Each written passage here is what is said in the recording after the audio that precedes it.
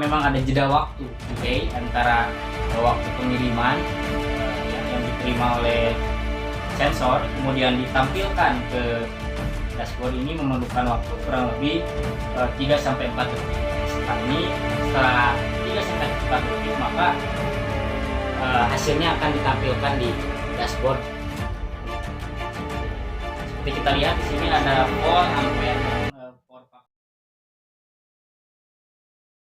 Assalamualaikum warahmatullahi wabarakatuh. Perkenalkan, sebelumnya nama saya Ibu Surya dengan NIM 2009247.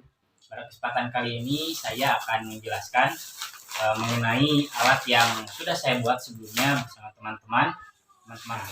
Selanjutnya di sini saya akan menjelaskan deskripsi singkat dari alat yang sudah saya buat. Alat ini berfungsi untuk pertama yakni memonitoring beban listrik yang sedang digunakan secara real time.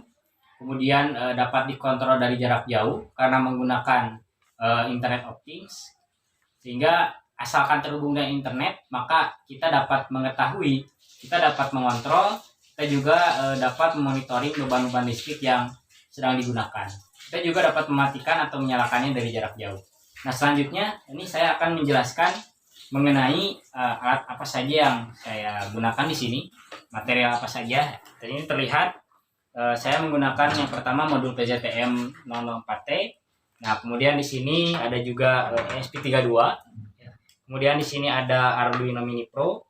Kemudian di sini ada saklar, ada relay juga. Ya. Nah, ada MCB.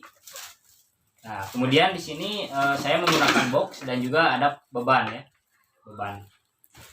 Nah, selanjutnya saya akan menjelaskan mengenai hubungan yang saya gunakan, yakni hubungan serial monitor untuk microcontroller yang digunakan. Karena untuk mengakses internet tentu saja kita memerlukan yang namanya suatu perangkat microcontroller yang dapat terhubung dengan internet.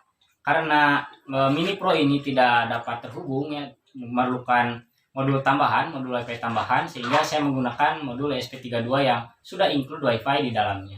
Nah, di sini tentu kita menggunakan serial monitor, sehingga antara kabel TX dan RX ya, di sini kabel jumper seperti dilihat. Nah, kabel jumper antara TX RX di ESP32 dan di Mini Pro itu disilang, sehingga adanya suatu hubungan yang one line ya, atau satu line. Jadi keduanya terhubung satu sama lain sehingga dapat bertukar data. Ya. Selanjutnya saya akan menjelaskan mengenai cara kerja. Cara kerja dari alat ini yang pertama adalah dari beban.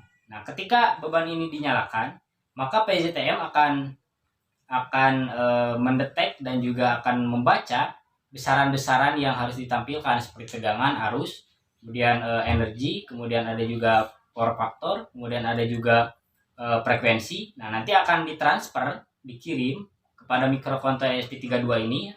Nah, kemudian setelah dikirim, nah nanti akan ditembakkan ke website adapuri.io. Nah, kita nantinya dapat mengetahui besaran-besaran tadi di mana saja, dapat menggunakan smartphone, laptop, PC, komputer atau tablet asal terhubung dengan internet. Nah, nanti akan tampilannya akan seperti ini.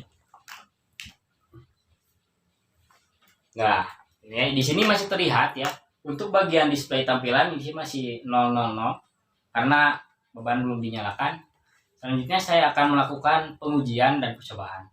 Nah, ketika saya menyalakan, menghubungkan sumber tegangan 220 volt untuk beban, kemudian saya menghubungkan juga power supply untuk microcontroller ESP32 dan microcontroller Mini Pro ini ke adaptor DC 5 volt untuk powernya. Nah, selanjutnya kita tinggal menyalakan saklar. Baik, setelah saya nyalakan saklar, nah di sini terlihat ya beban langsung menyala. Kemudian di sini juga ada display tambahan untuk melihat apakah tegangan dan arusnya bekerja pada microcontroller, dan di sini terlihat untuk tegangannya yakni 4,6 volt dan juga arusnya 0,04 untuk microcontroller. Baik, selanjutnya kita akan mengirimkan ya. Kita reset terlebih dahulu untuk ESP32. Nah, kita tinggal tunggu beberapa detik karena memang ada jeda waktu delay antara waktu pengiriman yang diterima oleh sensor kemudian ditampilkan ke dashboard ini memerlukan waktu kurang lebih 3-4 detik. Nah, setelah 3-4 detik maka hasilnya akan ditampilkan di dashboard monitor seperti ini. Seperti kita lihat di sini ada volt, ampere dan power factor, kemudian daya semu, daya nyata dan daya reaktif. Semuanya sudah terbaca. Kemudian kita bisa lihat juga di sini untuk pengaturan daripada relaynya pun sudah dapat bekerja dengan baik. Ya, di sini juga dari setiap alat sudah bekerja dengan baik. Dilihat.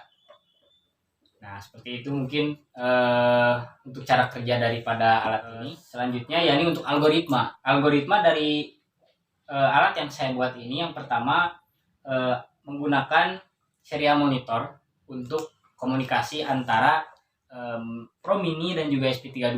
Sebab kalau tidak ada yang namanya serial komunikasi maka tidak ada yang namanya pertukaran data antara dua microcontroller. Nah, selanjutnya setelah saling berkomunikasi, bertukar data, maka data itu harus dikirimkan. Data yang dibaca oleh PZTM harus dikirimkan melalui SP32. Jadi langkah pertama yakni kedua mikrokontroller ini harus terhubung.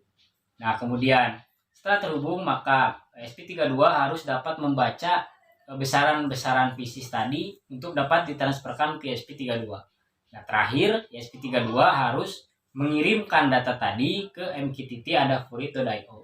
Nah, seperti itu dari algoritma sederhana yang digunakan dan diterapkan pada alat yang selanjutnya untuk coding. Ya, di sini dapat kita lihat untuk codingannya di sini kami menggunakan codingan dengan tipe Arduino IDE atau bahasa C.